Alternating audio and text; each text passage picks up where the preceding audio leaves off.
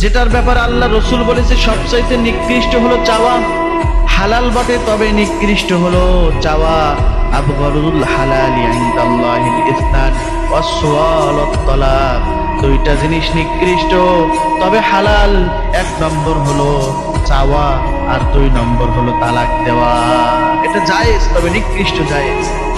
এ কারণে চাইতে হবে একমাত্র আল্লাহর কাছে, আল্লাহ ব্যতীত কারোর কাছে চাওয়া যাবে না। আমার ভাইয়েরা, জীবনে যত ঝড় তুফান আসুক না কেন আপনি একমাত্র আল্লাহর কাছে চাবেন, শুধুমাত্র কেবলমাত্র আল্লাহর কাছে চাবেন।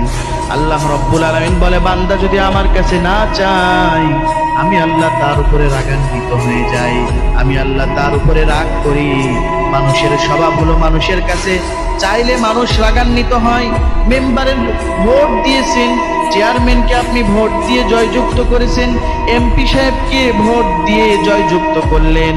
আপনাকে এমপি দিবে ততক্ষণ যতক্ষণ সে দিতে পারে, কিন্তু এক দুইবার দেওয়ার পরে যদি বেশিবার আপনি চান তাহলে এমপি রাগ করবে, চেয়ারম্যান রাগ করবে এবং মেম্বার তো রাগ করবে, বলে আমার দেওয়ার কি আছে, আমার তো কিছুই নাই, দিতে চাইবে না।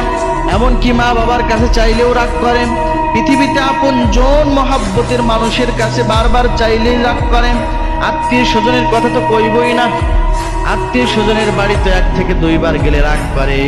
আর আল্লাহ রাব্বুল আলামিন তার মসজিদে আসার জন্য 5 বার মুয়াজ্জিনকে দিয়ে আহ্বান করায়, আসো আমার ঘরে আসো, আমি মেহমানদারি করাবো, আমি আল্লাহ তোমার জীবনের সমস্ত জরুরত পুরো করে দেবো, কারণ আমার ঘর তোমাদের জন্য, আমার বান্দাদের জন্য সব সময় দরজা খোলা। আল্লাহু আকবার। বান্দার জন্য আল্লাহ রাব্বুল আলামিন দরজা খুলে দিয়েছেন। যখন আসবে বান্দা এসে চাও, আমি আল্লাহর কাছে চাও, আমি আল্লাহ দেব। দুনিয়ার মানুষের কাছে চাইলে রাগ করে, আল্লাহর কাছে চাইলে রাগ করে না, বরং না চাইলে রাগ করে। গভীর রাতে সব দরজা বন্ধ হয়ে যায়, কিন্তু রব্বুল আলামিন তার ঘরের মসজিদের দরজা সব সময় খোলা থাকে। বান্দা বারান্দা এমনকি খোলা থাকে, ঘরের মধ্যে মসজিদের মধ্যে এসে তুমি নিরাপদ জায়গা 2 রাকাত নামাজ পড়ে আল্লাহর কাছে চাও। আল্লাহ প্রথম আসমানে এসে বলে, তখন ডাকে, কে আসো অভাবী, কে আসো ঋণগ্রস্ত, কে আসো অসুস্থ, আমি আল্লাহর কাছে চাও, এইভাবে বলে। তখন যদি আল্লাহর কাছে চাও, উদউ রাব্বাকুম তাদাররুআ ওয়া খুফিয়া, নির্জনে আল্লাহর কাছে দোয়া করলে আল্লাহ কখনো বান্দার দোয়া ফিরায় না।